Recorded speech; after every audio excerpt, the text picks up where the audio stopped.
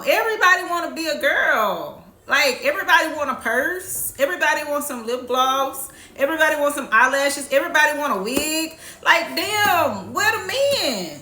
Who gonna be the men? Who gonna be the boys?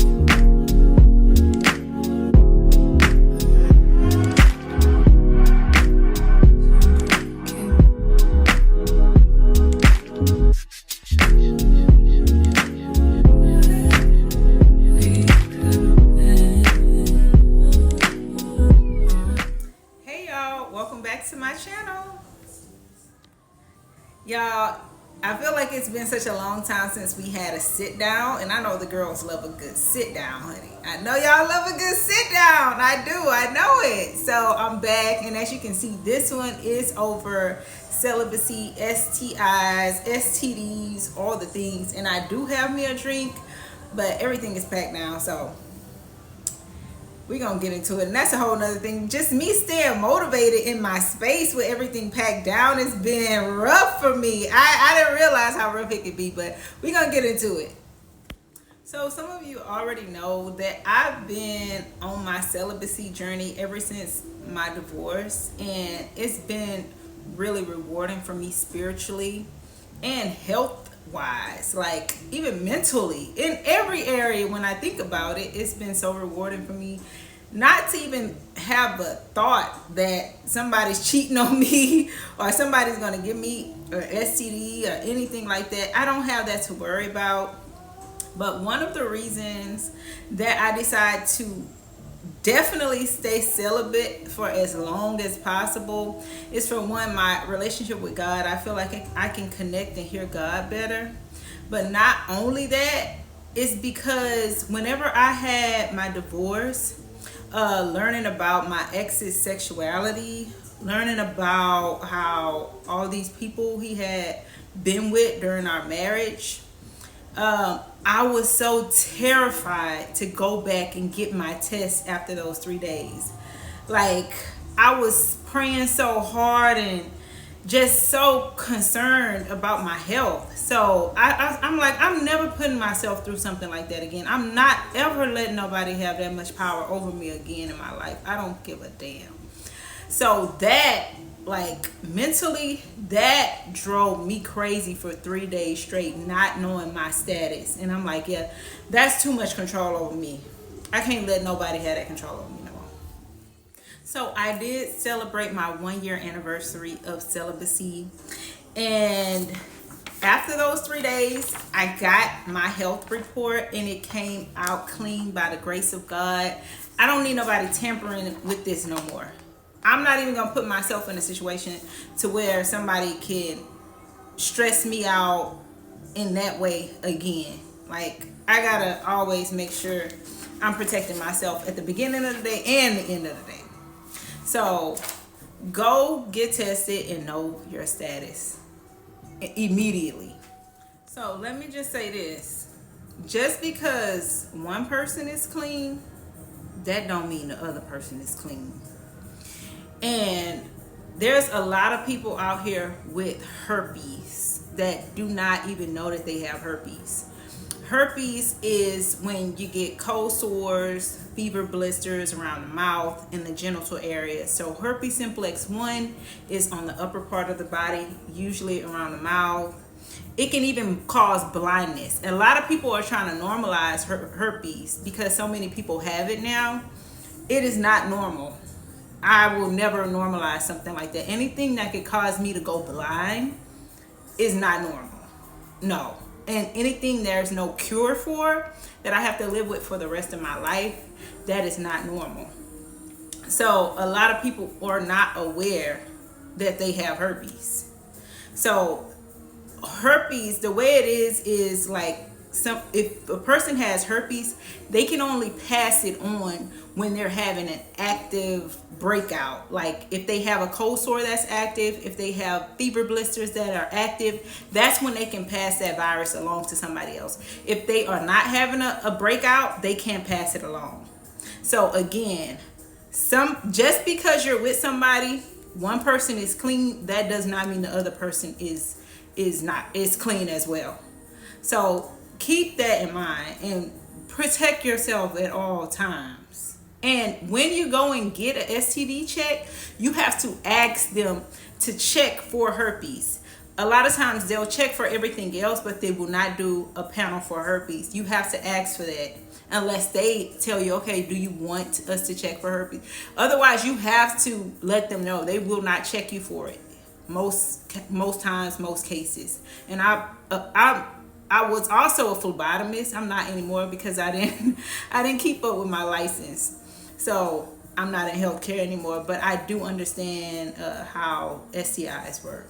So just FYI. So I think I kind of spoke on this once before, how Houston has so many active cases of HIV. There was over 20,000 people in Houston with the HIV virus. So many people have this virus and they're just passing it on and on and on and on and on. For one, there's a big down low community in Houston. Like, unlike places like Atlanta where a lot of people are out the closet, Houston is like, there's a lot of gay people, but they are in the closet. And it's scary because a lot of those people are men with wives or in long-term relationships with women, with kids. And so they're down low and they're passing it along. Like the dating pool, that's why I get kind of upset sometimes when men try to approach me and talk to me. Also, when I went to the mall, remember I told you I went to the mall after the funeral. I went to the mall and y'all don't know. Each time I go to the mall, I am going to hit up the food court, okay? I'm going to go get me something to snack on before I get on my long journey home. So I'm in the food court and I'm eating my food. Dude walking like, "Hi, ma'am, can I talk to you? You're a beautiful lady. I just want to say hello and see if I can talk to you, blah, blah, blah." So I'm eating my food. I'm letting him talk. At some point in the conversation, he ends up telling me that he is bougie. I got so damn annoyed with him telling me he was bougie. I don't even know what the hell made him think, like, I don't know what I'm giving off that makes a man think I want to hear that he is bougie. Like, what am I giving off? So I rebuke whatever that is that I'm giving off that make men think that I want a feminine, bougie type of dude. Because that's nothing that I want. I'm not attracted to anything like that. In fact, my whole type of guy has changed. Like, him walking up to me to tell me he was bougie in a conversation, that really just rubbed me the absolute wrong way. I'm just totally annoyed by the whole thing. So yeah, the dating pool, somebody said the dating pool is full of doodle. It really is. It's just full of doodle. Forget urine, it's full of doodle. So somebody said it. Somebody was like, everybody want to be a girl. Everybody want to be a girl. Who gonna be the boys? Like, everybody wants to be a girl.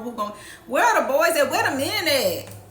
Like, damn, everybody want to be a girl. Like, everybody want a purse. Everybody wants some lip gloss. Everybody wants some eyelashes. Everybody want a wig. Like, damn, where the men? Who gonna be the men? Who gonna be the boys? Like, for real. Like, oh my gosh. So there's like certain things that I like raise red flags for me. Like certain places, if a man tells me like he likes to travel to DR, Colombia, Thailand, with the lady boys, those are areas where it's like high traffic for sex workers. Even some places in Mexico, if they frequent those places a lot with other guys, they could also be having some type of orgy, like the passport bros and all that kind of stuff. Like, I'm not into none of that. I don't want nobody like that. I don't want nothing like that. In DR, they have such a high rate of HIV. Like, nearly the entire island, like at least half of that island has STIs. Go look it up. It's crazy. So I don't, that's not on my travel list at all, going to DR. I would never go to Dominican Republic ever because of that and the STD rates. So if a guy tells me he's going there, he goes there a lot alone, I'm already knowing what time it is. So that is just one of my red flags. So another thing, there are certain cities that have high populations of STIs. Like it's usually the larger cities. Like I have a list here.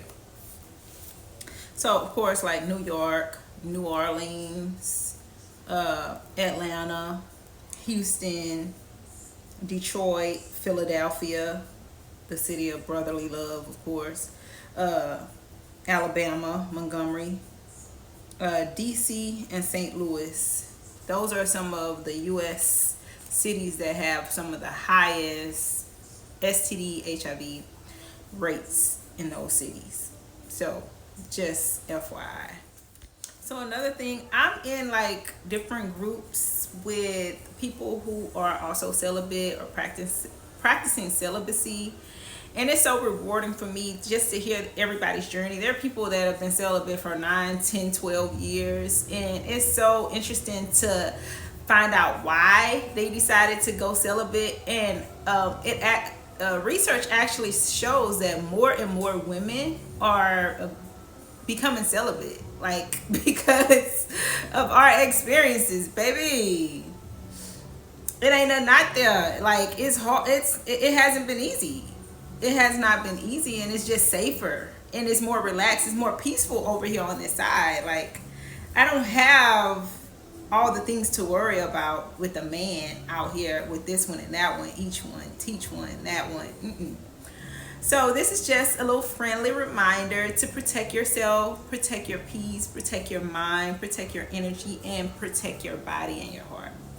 So I'll see y'all next time.